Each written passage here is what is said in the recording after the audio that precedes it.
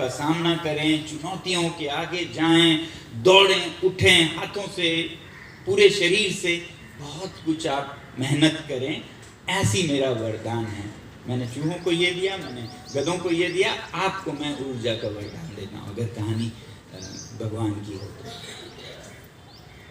तो ये काम आता रहा सदियों तक, हजारों सालों तक हमारे बच्चे इतने ऊर्जा से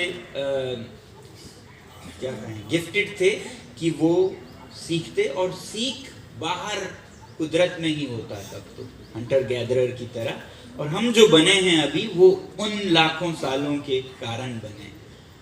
फिर खेती आई, 10,000 ऐसे 8,000 साल में खेती आई, तो खेती में भी उनको बहुत मेहनत करना पड़ता, बड़ों के साथ हल चलाना, पशुओं को रखना, ये सब में उनका वो ऊर्जा निकलता जाता।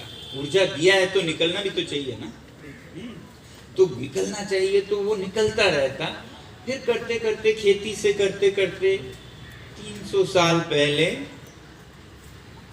इंसान ने ऐसे ऊर्जा के स्रोत पाए जो कि जमीन के नीचे से मिल रहे हैं। उनके शरीर से अब जरूरत ही नहीं, कोयले से भाप बन रहा है, भाप से इंजन चल रहा है, फिर तेल से इंजन चल रहा है, इंजन से काम हो रहे हैं। जो भी काम करते थे सब अब बटन दबाओ होने लगा। फिर स्कूलिंग आया तो अब जो बचा कुचा थोड़ा सा मेहनत था बच्चों के जीवन में, वो अब माएँ करने लगी। आपके जूतों के तस्मे मैं बांध देता हूँ, तो जूतों के लेसेस भी माँ बांधने लगी। जो भी करना है अब माँ करने लगी, पिता करने लगे, बच्चा महाराजा बन गया और पढ़ा रहा, या फिर किताबी पढ़ाई करता, या फिर लेक्चर सुनता, स्कूल जाके लेक्चर्स पढ़ा सुन के, या ऐसे लिख के, कोई शरीर का इस्तेमाल नहीं है। फिर घर में आके भी पड़ा रहता है, तुम्हारे लिए चाय, तुम्हारे लिए कि दूध, तुम पढ़ रहे हो, तुम खेलने मत जाना, खेलोगे तो बनेगे खराब। यहीं बैठो, पढ़ो, बस दिमाग बढ़ता गया, या सर बढ़ता गया, बाकी पैर छोटे, हाथ छोटे, सब कुछ सिकुड़ा हुआ। तो जब मेरा छोटा गधा बैठा रहा तो क्या हुआ, उसके खुर को तो निकलना था, तो निकलता गया। अब वो ऊर्जा का क्या होगा जो कुदरत ने भर रखा था कूट के, अब उसे तो बैठे ही रहना है। कहीं ऊर्जा का, कहीं कोई निकास ही नहीं है उस ऊर्जा का जो कुदरत ने दिया था। स्कूल में भी पढ़े रहो, घर पे भी पढ़े रहो, कोई चुनौती नहीं, कोई जिम्मेदारी नहीं, कुछ भी नहीं, सब माँ करेगी, सब पापा करेंगे। तुम बस स्कूल जाओ, तुम बस होमवर्क करो, प्रिपरेशन करो, IIT में जाना है। तो वो खुर निकलने लगे, वो दांत निकलने लगे, वो एनर्जी निकलने लगी, और फिर वो एनर्जी, वो ऊर्जा अब सही तरीकों से निकलने का रास्ता नहीं रहा, तो गलत तरीकों से निकलने लगा। अब वो रेज, रिबेलियन, झगड़ालू, बगावत, तोड़फोड़, कहीं मेज तोड़ो, कहीं कुछ तोड़ो, या फिर इतने इम्प्लोड हो जाओ, एक्सप्लोड नहीं तो इतने इम्प्लोड हो जाओ कि अपने आप में ही अपना ही जान लेने पे तुल जाओ, या फिर किसी और रास्ते से ऐसे तत्वों को सेवन करो जिससे कि आप इस दुनिया से बाहर एस्केप कर सकें। तो ये मुझे लगने लगा कि ये सब जुड़े हुए हैं। ये जो फैक्ट्री स्कूलिंग और फैक्ट्री पेरेंटिंग एक तरफ, जिसमें कुछ काम नहीं है, सिर्फ कानों का है और कुछ नहीं आंखों का है, और फिर ये जो रिबेलियन, रेज, डिप्रेशन, ड्रग्स, ये कहीं जुड़े तो नहीं है। तो फिर उसका आंसर भी तो क्या हो सकता है कि दोबारा से आप अलग संदर्भ में फिर दोबारा वही परिस्थितियां दें जो जिसके लिए हमारा शरीर, हमारा दिल दिमाग बना हुआ है, वो परिस्थितियां फिर लाएं। पूरा नहीं ला सकते हैं आप, हूबहू तो कैसे लाएं, वापस जंगल में हंटिंग गैदरिंग करने की तो बात नहीं है, मगर घर में भी जिम्मेदारियां तो दे सकते हैं ना, काम दे सकते हैं, जिम्मेदारी दे सकते हैं। स्कूल में भी तो पूरा दिन लेक्चर सुनते हुए किसने कहा आपको रखने के लिए?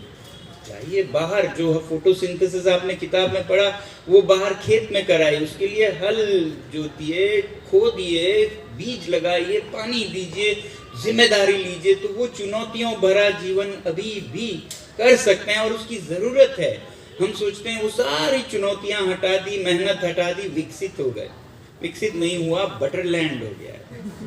और बटरलैंड में हम ना चाहते हुए भी फंस जाएंगे। तो ये शिक्षा सिर्फ का नहीं, पूरा लाइफस्टाइल, पूरा जीवन ये विकास के बटरलैंड में, दलदल में, मक्खन के दलदल में हम फंस से गए हैं। बच्चों के साथ तो ये हो रहा है, रेज रिबेलियन, क्योंकि टीनेज में या चिल्ड्रन में इतनी ऊर्जा भर दी गई है, वो फूट के निकल रहा है। बड़ों में विजिबल है, मेरे गधे के खुर की तरह, चूहे की दांत की तरह, आंखों से दिखता है, हाथ से छू सकते हैं आप, समझ आया आपको? वो इधर दिख सकता है। मोटे इतने होते जा रहे हैं हम कि हमारी रक्त की नलियां बंद हो रही हैं, इतने हर तरफ से प्रेशर आ रहा है। तो वो दांत और खुर की तरह ही है। जब हमारा लाइफस्टाइल ऐसा रहा नहीं कि हम दौड़ें, करें, खेती करें या जो भी उठाएं, बोएं, ये कुछ नहीं है, हमने सब कुछ बटन पे किया है, तो अब खुर निकले जा रहे हैं, दांत निकले जा रहे हैं, वही हमको मार रहा है। आज दुनिया का नंबर 1 किलर यही है, लाइफस्टाइल डिजीजेस जिसे कहते हैं, blood pressure, heart attack, arteries choke हो जाना, स्ट्रोक हो जाना, ये सब बिल्कुल वही चूहों के दांत हैं और गधे के खुर हैं जो हो रहे हैं। ये तो बड़ों का हुआ। शिक्षा में मैं बात कर रहा था, शिक्षा में ये जो ऊर्जा है वो है ना, गिफ्ट है, उसे आप दबाएं भी नहीं दबेगा। और क्यों ना इसको इस्तेमाल करें, इसको चैनलाइज करें और बहुत कुछ करें उसके साथ। आज सिर्फ बचा है, अगर कुछ थोड़ा सा बचा है तो वो स्पोर्ट्स है, जिसमें जिसके लिए हमारा शरीर बना था वो थोड़ा सा प्रयोग में आता है, स्पोर्ट्स है। और जो स्पोर्ट्स में है फिर वो इनमें नहीं फंसते हैं या बहुत कम फंसते हैं। इसलिए बहुत बार स्पोर्ट्स को as an option to deal with drugs and वो किया जा रहा है बहुत जगहों पे। तो इससे दिखता है कि असल में हम वही रिक्रिएट करने की, उनको भी नहीं पता होगा स्पोर्ट्स क्यों, मगर हम वही रिक्रिएट करने की कोशिश कर रहे हैं जहाँ से हम आए हैं, उत्क्रांति से, उद्भव से, इवोल्यूशन से। तो वही, तो फिर क्यों ना हर स्कूल में वही रिक्रिएट करें हम। तो इसलिए जैसे आनंद निकेतन का विद्यालय है, क्योंकि लोग भटक गए हैं इस समझ से कि कैसे बच्चे बड़े होते हैं, कैसे दुनिया थी हमारी जिसके लिए हम बने हैं, और आज वही होना चाहिए। क्योंकि वो नहीं समझ पाते हैं, वो ये विद्यालय पता नहीं गांधी जी ने क्यों ऐसा बनाया, हमें तो ये एकेडमी, वो कैम्ब्रिज, वो आईबी, वो करना है, ये करना है। हम अपने ही मूल्यों को कदर नहीं कर पा रहे हैं, जो खोज था। तो इसलिए जो नई तालीम का हैंड्स है वो सिर्फ एक हाथों के हुनर के लिए नहीं है, स्किल इंडिया के लिए नहीं है कि वो हम कुछ फैक्ट्री में जाके ये बनाएं, वो भी बना पाएंगे, वो तो बाय प्रोडक्ट होगा। ये हमारी ह्यूमन नीड है। जैसे हमें हवा पानी चाहिए, बच्चों को ऐसे हालात चाहिए जिसमें उनका पूरा वजूद लग जाए। तो चुनौतियां, हाथों का मेहनत, जैसे गांधी जी कहते थे, बिना 2-3 घंटे के मेहनत के आपकी कोई भी विकास नहीं है, जिसके लिए आपने मेहनत नहीं की हो। तो इसका संदर्भ बच्चों के बढ़ने में, ग्रूमिंग में इसलिए भी ज़रूरी है क्योंकि हम थे ही उसी के लिए बने हुए।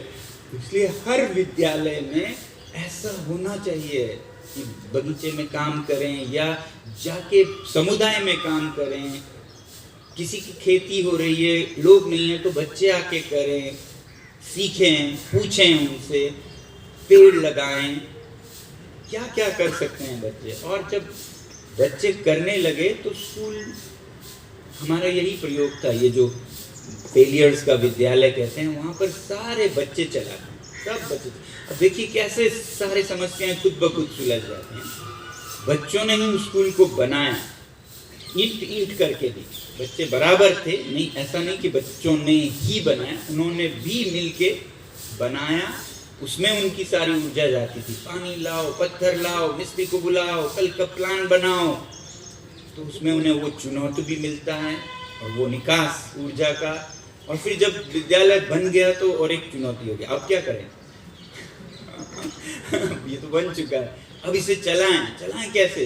हाँ, ये तो बहुत आबादी से दूर है, कोई भी गांव इतना पास नहीं है, तो इसे हम एक देश की चलाते हैं, देश की तरह चलाते हैं। चुनाव कराते हैं, आपकी सरकार बनेगी, वो सरकार चलाएगी सब कुछ। आप इस छोटे देश के आप राजा हैं या प्रधानमंत्री हैं, आप पूरा वो करोगे, आपके साथ टीम ये है। और फिर वो सब कुछ देखने लगे, खेती के ये हैं इंचार्ज, डेयरी के ये हैं, बिजली के वो हैं, पानी के ये हैं, कोई अतिथि आए तो उनके ये हैं, परियोजनाएं ये बनाएंगे। हर 2 महीने सरकारें बदल रही हैं, अब उनको कहाँ है समय रिबेलियन और रेज का? वो तो बिल्कुल मगन है, मैंने तो ये करना है, मैंने तो वो करना है, कल का प्लानिंग ये है, वो सब कर रहे हैं, मैंने तो अपना शासन 2 महीने का सबसे अच्छा चलाना है। इसमें उनकी सारी ऊर्जा जाने लगी। कहीं फिजिकली वो गाय के साथ बगीचों में कर रहे हैं, और न सिर्फ उनकी जो रेज रिबेलियन का उससे हिसाब हो गया, निकास हो गया, बल्कि टीचर्स को आप सबसे अच्छा आराम से बैठो, वो कर रहे हैं तो हम प्लानिंग करते हैं, क्या करते हैं, कहाँ ले जाते हैं घुमाने के लिए, क्या दिखाते हैं। आप सुनेंगे स्कूलों में जाएंगे तो हमें तो सिलेबस खत्म करना है, हमारे पास तो समय ही कहाँ है, ये करने को हमारे पास कहाँ है, वो करने को हमारे पास कहाँ है। मुझे ये ऐसा लगता है जैसे अंधेरा कमरा हो और कोई चाबी ढूंढ रहा हो, अंधेरे में चाबी ढूंढ रहा है, और आप कह रहे हैं बिजली जला दो ना, क्या अंधेरे में ढूंढ रहे हो? वो कह रहा है नहीं नहीं नहीं, मेरे पास समय नहीं,